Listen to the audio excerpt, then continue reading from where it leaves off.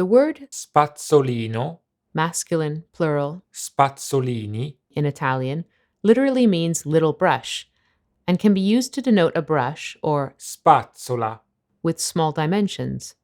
However, if someone uses this word without any surrounding context, you can safely assume that they're talking about a toothbrush, with the full name being spazzolino da denti,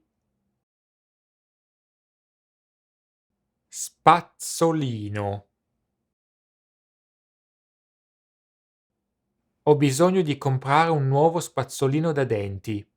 I need to buy a new toothbrush. An electric toothbrush is known as a, Spazzolino da denti elettrico, whereas a bamboo toothbrush is a. spazzolino da denti di bambù.